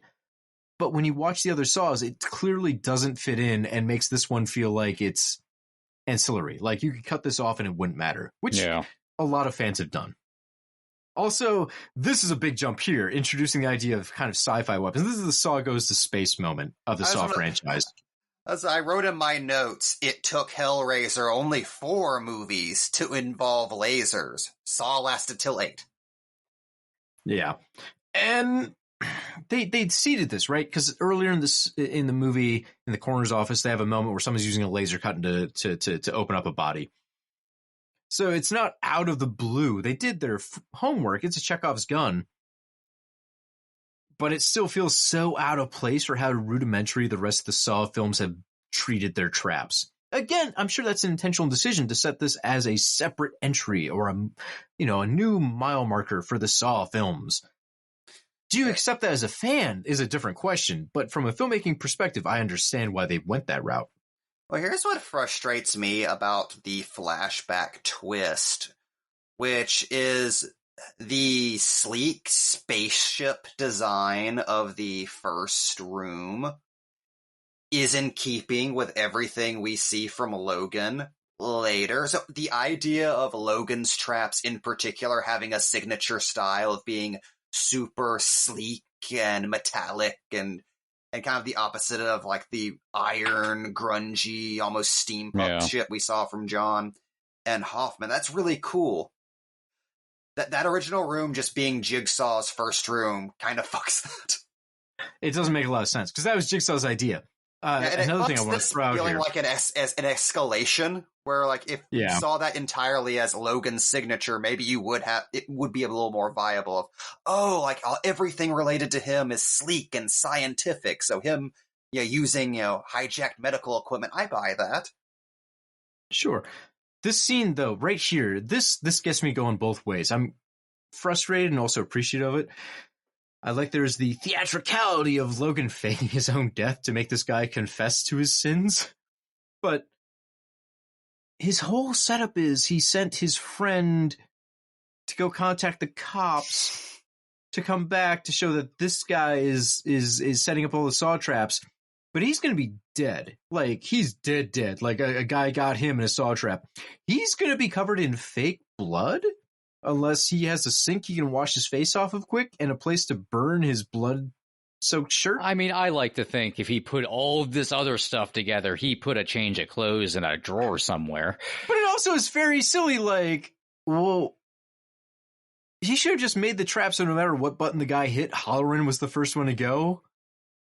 They do it for the audience's sake again, right? Like, it's a trap. Like, he's supposed to notice very the burn marks on the ceiling. I appreciate the idea that the filmmakers are saying, hey, look, instead of flashbacks, we're teaching you by making you look at the clues like Halloran is. But it's also so much of a pat on the back. We're like, look at the laser marks on the ceiling. We're clever. Also, how do we feel about John just like, this guy's passed out? There's something no. We know that he is right behind the door in all the traps, but actually seeing him rushing from around the corner is hilarious. Like, I fucked up. Oh, this guy, he's all right. It's so weird because this is like a fucking real Saw storyline where Jigsaw, John Kramer, has to reconsider his philosophy in the moment on the fly to save a man and make him an apprentice. Actually, a guy who essentially doomed him. I do too. It just feels out of place in this movie because they don't have the time to dedicate to it. You have to. That's something you have to watch within the context of knowing the entire story up until this point, and knowing John and knowing like, okay, if this is like the second trap he ever did after Cecil, that this is a moment where he realizes, okay, there is literally just. This is only revenge. Like, he didn't do anything wrong. Yeah. I also like the idea of John showing sympathy for someone just because he fucked up his saw trap. And that's not fair. He fucked up something and realizes that he's punishing this guy for the same basic mistake. It's a really nice, like, humanizing moment for Jigsaw. It just, unfortunately, is kind of lost amongst, like, everything that's happening right now. Yeah. It works better into Saw 10. Like, that's the John Kramer we expect to see from Saw 10. So, the series, again, taken as a whole, it's a good moment. By itself, is like, what the fuck is happening? So, how confused must people have been walking out of the theater wondering where the fuck Logan was during the Saw movies? Because the detail of him being tortured overseas during the original franchise is on a computer screen. Yeah, I was very confused the first time until I discovered that information. Like, that completely breaks the timeline. He's another secret apprentice? No, he's not an apprentice at all. He was away. He was mostly hospitalized during the events of the entire original series. Which retroactively makes Logan interesting when you realize, like John was kind of training him as an apprentice. Then he went to Iraq. Then the torture completely devastated him, and what John taught him was all he had whenever he came back. That's interesting. The idea of someone John has trained then being taken from him and becoming something he never anticipated, like, in a completely different context. Again, so much interesting ideas. You're talking about a movie that's way more in depth than anything we've ever gotten. You're talking about like an actual goddamn film. That's the thing. It's all there. Like there was a story Bible. All this stuff is there. That's what's so frustrating about it is none of it's in the movie. Yeah. The other thing is the animosity towards Halloran. We get that he's an asshole, but at no point while watching this film was I like, God damn, I can't wait for someone to murder this motherfucker. It's weird, yeah. He looks like he's trying to do his job during this investigation, like really hard, even against corruption from the fucking like mayor's office trying to tell him no because they're going to be running for higher office later. It's very weird. Also, we were bitching about this earlier, and I got to mention it now because it drives me insane. When Logan does his "I speak for the dead" speech, I think it's an artistic choice that they just couldn't edit in well, but his eye line's all fucked up, so it doesn't look like it's personal. Like he's just stating this to the void before he closes the door. And his version of evil is being like really monotone and deadpan, and it doesn't really. He's the Punisher, work. like you guys were saying. He's the Punisher. Who am I? I'm Spider-Man speech. As if the actor himself isn't aware that he's a horror movie character. Also, I like that line. Together we built a legacy. Weren't you in a war? You seem to have built all these one thing based on the plot. And it's also not like Logan's bringing his expertise to build these traps. It's hinted that like fucking Kramer showed him everything. So here's another thing. How do you guys feel about the CGI used in this? Because we get a more creative kill. Like, it's pretty gnarly on paper that this guy's head splits open like a flower, but... It's a little bit too big, I think, the overhead shot, but I would have liked to have seen it, obviously, as a practical effect. But it is cool and gnarly. It's something I've never seen before. Yeah. It reminds me of Evil Dead, the TV show, where there's a moment in the first season where a character is killed by... Bruce Campbell jumping on top of them with a harp on their head, and the strings slice their face, and their head separates like pieces of bread that have just been run through a cutter. And they made a gelatin head to do this effect, and it works really good. It's such a good kill. This one, it's clearly meant to be CGI because they have like it doesn't even look like blood. It looks like water pumping through his throat. It's a big, grand, cool idea. That's too far ahead of the effects of the time, I guess. Yeah. I would have taken a really bad dummy head with an actual like piano wire setup being run through it more than I think the CGI effect we ended up with. Definitely. Honestly, if you had to cut around a not so great physical effect, it would have been better than just once again, it looks visually very cool. Like the design of it's great. It just looks fake. And part of my problem is if you look at even the other bits of gore in the movie, like the original Buckethead, who has half his head somehow sawn off, but the bucket's still attached to his head. It's just presented to be gross. Like it's in the movie. It's never a shock. It's never meant to be like so macabre. People will throw up or anything. It's just there to be kind of gross in passing. And I would worry that if they had to do the flower effect as a physical, they would do it in the same way where they make it such a passive experience you're not shocked.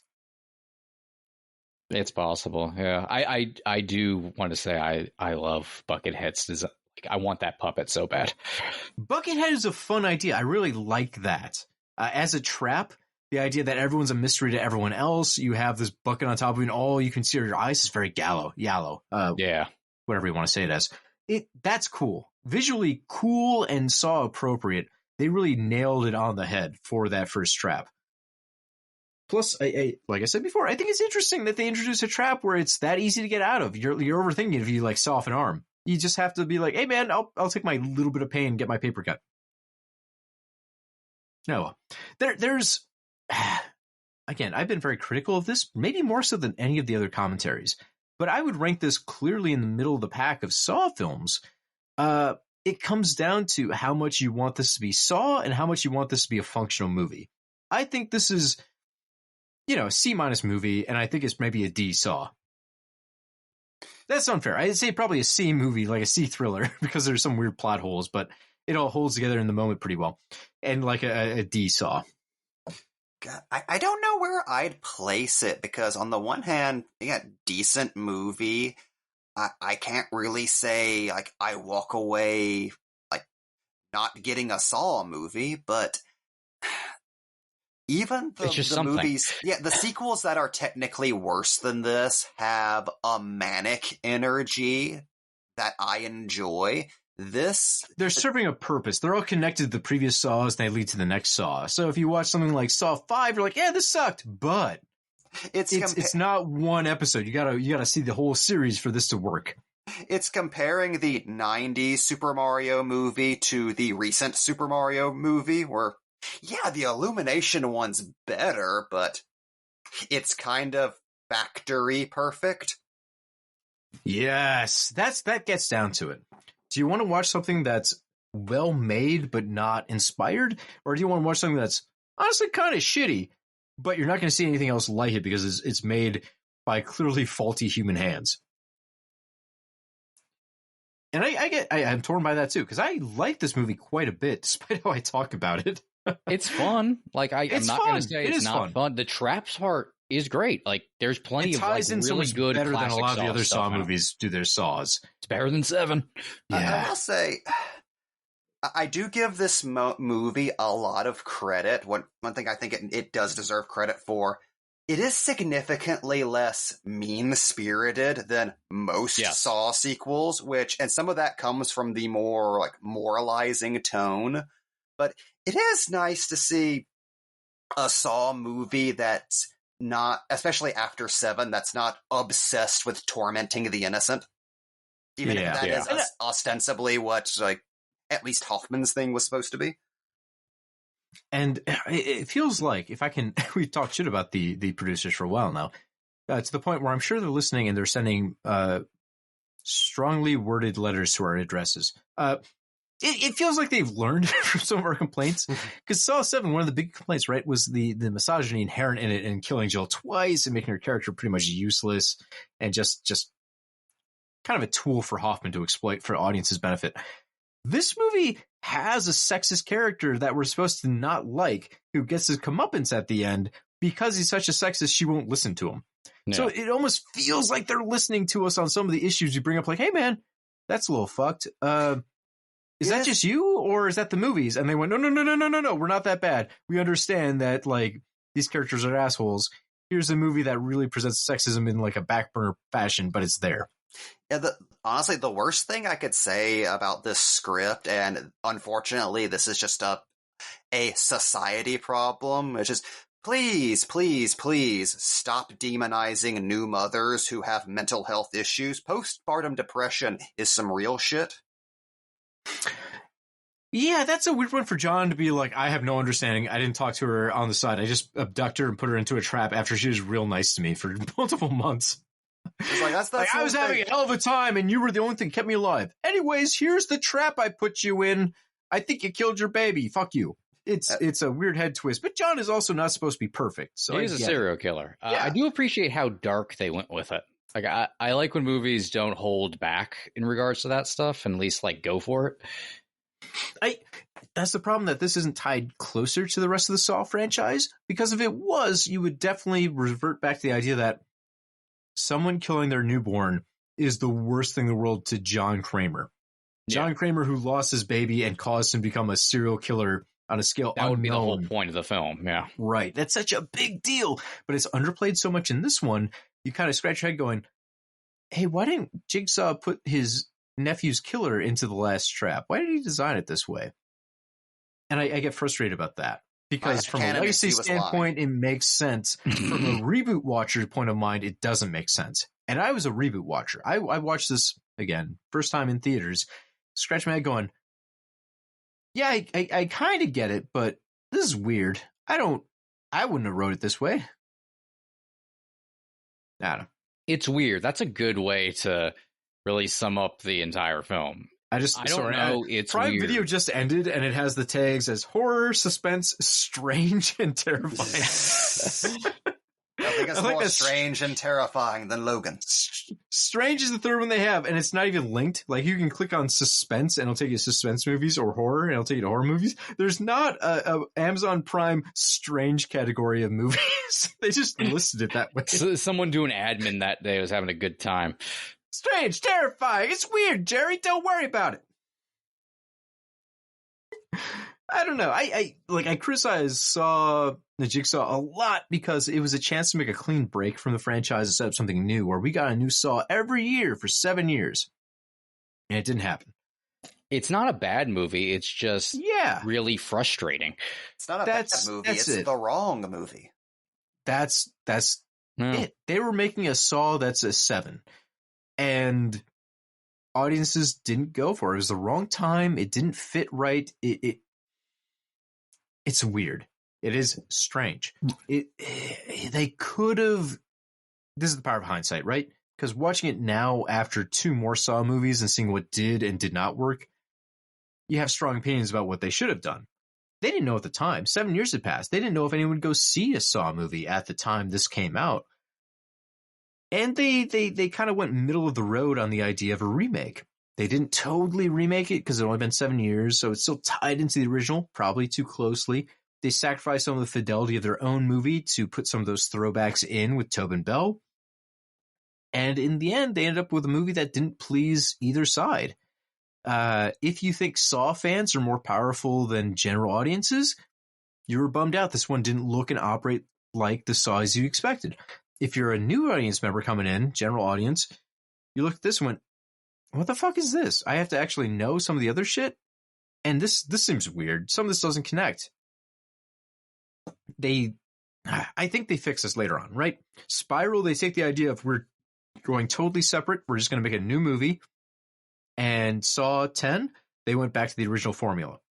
Saw 10 obviously won out with the public more. I think it's a better made film. And oddly enough, by being servicing to their small core of fans, they made a more universal project. I don't get that, but the money bears it out. Whatever works. I do think ultimately, like, it's pretty cool. It's like something like Jigsaw exists and Spiral to another kind of adjacent extent. Is we always talk about, well, like a lot of these horror franchises, like, it would be cool if they like did like this wild thing off to the side or like did this shift, like, you know, Tommy Jarvis becoming like Jason Voorhees or stuff like that. All of these like do something else. We have so much hindsight though, which is really the power. Yeah. Like, we can just imagine. Wouldn't it be cool if they didn't fuck around the way they did? But Jigsaw is ultimately like a movie that did actually kind of try that. Like, let's do sort of a side story that's a part of this whole thing that could go somewhere. And it doesn't work as I think it would have worked ultimately better if it did have a sequel and was able to expand upon itself. But for the most part, it does kind of work as an island. It just unfortunately is like such a weird island that it doesn't matter. You could just leave it out of a box set if you wanted. Well, it's just fascinating to think that between this and Spiral, like, there are all these seeds planted for Saw movies much further down the road. Like, you could make an entire Saw sequel franchise just out of tying up loose ends from other points of the series, especially considering the, at this point, network of Jigsaw apprentices and sub-apprentices that there are right now, especially if you're factoring in things that were filmed and just aren't in the movies, like the dudes from the Saw 7 trap being Gordon's henchman at the end of 7. Like, you could make a movie about an entire nation that has been taken, that has been grasped by Jigsaw fever, and that would make sense with what as you've established so far. So none of these seeds lead to the next sequel, but they've planted a lot of seeds that may pay off a very long time from now. We'll have to see what happens in Saw 11. Maybe they pick all this up and put it into one film. You almost kind of just want there to be like a Saw streaming show where it's kind of anthology-like, and you just like pick up on all these little things that are now left out in the world of Saw. So before we wrap this episode up, I have one outstanding question, and I'm curious, are you more interested in the John Kramer style of, let's say, petty vengeance? Where, hey, I've had these personal slights and open my eyes to things are wrong, I will punish you for them. Or the Logan version of, I am a purveyor of the law and I speak for the dead. I hate that shit. No. John all the way. I want to see a petty man with cancer torment people who aren't cherishing their lives because that makes him happy. I like the philosophical discussion one opens more so than what we got in this film, where poor Logan, we all kind of feel on his side. Maybe he went too far, but a guy who's a serial killer who makes adamant statements that he speaks for the dead and the audience goes, no, the dead would agree, doesn't suit me in the same way. You're supposed to cheer whenever Logan declares that he speaks for the dead. Like, yeah, somebody's taking care of the little guy. And it's like, we're in the Saw franchise. It's weird. I don't know I think to a degree they were going with Logan's thing is people who essentially like create shrapnel with their lives and people get caught in the crossfire. That their actions lead to others getting hurt. Mike accidentally wrote something more interesting than most of the Saws. Yeah. And maybe, it's just a matter of the fact they couldn't really expand on that kind of stuff in the 30 seconds at the end of this movie. I have no idea. I don't know if it was just kind of wrong-headed. This reminds me of an idea that was proposed by Tobe Hooper with the original Texas Chainsaw, that people walked into a fucked up situation. Like, this was all happening without them, and they involved themselves by accident. Yeah. Wouldn't it be weird if there was a Saw where the traps were going on and a guy like went to the warehouse to deliver fucking Uber Eats? Yeah. And he got dragged in? Like, that's almost the perspective I want a reboot of Saw, where it's the outsider who is innocent of these things being dragged into a deeply philosophical murder plot. And this guy has to be like, what am I doing here? Like, what are the bad things I did? I have normal transgressions. Like, I was mean to my sister and then she died, but it wasn't she died because I was mean to her. I just regret that. I don't know. I feel like there's a lot of ground to be explored, and they're still unfortunately trapped in a very narrow scope. Like, they got to hit a very limited number of keys. So the music you hear is always going to be reminiscent of what you've heard before. Yeah. Oh, well. But we're well past the credits, folks. So thank you for hanging with us as we grapple with Jigsaw as a legacy sequel, reboot, soft sequel thing. I like how we just had like a 10-minute State of the Union on the Saw franchise. We take Saw very seriously. 8 movies in, it's about time we reappraise our stances. We got 2 more of these things. Oh boy, well, technically 3 once the third one comes out, if we drag these long enough. Oh yeah. September, baby. They'll go forever. Oh no, they're going to go yearly again too. Oh no. Honestly, I ain't even mad. I would love it if we had a horror franchise that came out every fucking year. I'd be so happy. That's what was the great thing about the original series. Unfortunately, that's also the thing that killed the original series. If it's Halloween, it must be Saw. I know. I want that again.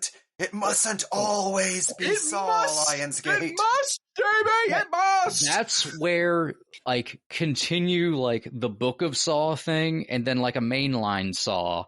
That way you can change one each year. 1 year's a Book of Saw, 1 year's a Saw. That way you always get your Saw in. I like how you're suggesting they do the original Disney Star Wars formula. Which they would probably burn out. It works. It actually will goddamn work if you just work at it. Weird. It's going to be like 8 years between theatrical Star Wars series after Disney paid like $4 billion for Star Wars. Anyways, Warren Cools, if you're listening, we're out here and we're willing to throw together a shitty Saw movie that we're going to regret. Yeah. We take less. We're not even Hollywood. Oh no, that makes us scabs. Oh no. Anyways, folks, thank you so much for listening. We still have a couple more of these because, believe it or not, Saw kept going. We still have a Chris Rock Saw, believe it or not, a thing that really happened. And then a Saw 10, that's a flashback, like it's a Saw 1.5. It's pretty good. It's weird. I can't explain it. Hopefully I'll think of more words by the time we do the commentary on that one, because it's going to be a long hour 40 if I don't. But we appreciate you as an audience. You can find more of Box Office Pulp. If you just type that into the internet, I don't think too many other people are using our name yet, but we are on Google. Just Google. We Google are on Google. That's great. I've never been good at these closers. No, that's it. That's all you got to say. We are on Google. Go type into Firefox Box Office Pulp. Cody, you're just getting older and older by the moment. I think you talking about us. I keep talking about it as the cancer when I have relatives who are sick. If you excuse me, I'm going to go to the Best Buy and pick up some DVDs. No, they don't have those anymore. Flip phones. They still got those. Well, you can find more Box Office Pulp, including 7 other goddamn solid commentaries. We've been this adamant about doing them all on boxofficepulp.com. We are on Spotify. We're on Google Music, iTunes, you name it. We are actually out there. Somehow they allow us on Bing, the internet. Too. Bing! Baby! And Lycos. Go get it. You look us up, we're there, and we're ready for you. Does Ask Jeeves still exist? We could be on there if that's still there.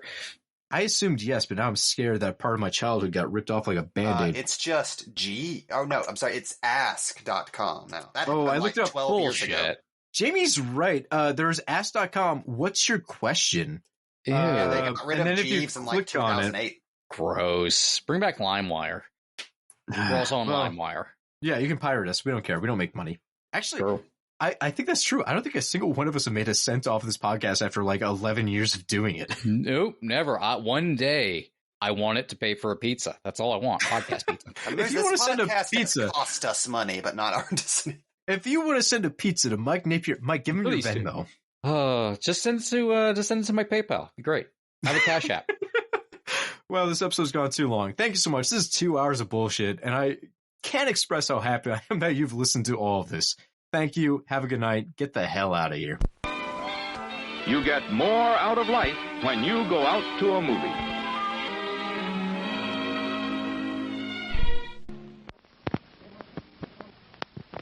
Please remember to replace the speaker on the post when you leave the theater. This here show is brought to you by Zencastr, the all-in-one solution for podcasting that's easy as logging in and hitting record. With Zencastr, you get studio-quality sound up to 4K video right from your browser. No more worrying about unstable connections thanks to Zencastr's multi-layered backups that ensure you always have your recordings in the highest quality. But that's not all.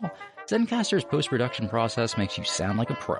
It automatically removes those pesky ums and ahs and even those awkward pauses in conversation. If only it could remove those from my love life. But gone are the days of needing a bunch of different tools and services to create a podcast. Zencastr's complete platform lets you create, edit, and distribute your podcast all in one place, allowing you to easily publish to Spotify, Apple, and all other major destinations. So why wait? Start your podcasting journey with Zencastr today and experience the Zen of podcasting.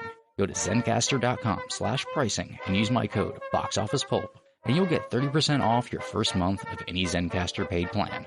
I want you to have the same easy experiences I do for all my podcasting and content needs. It's time to share your story.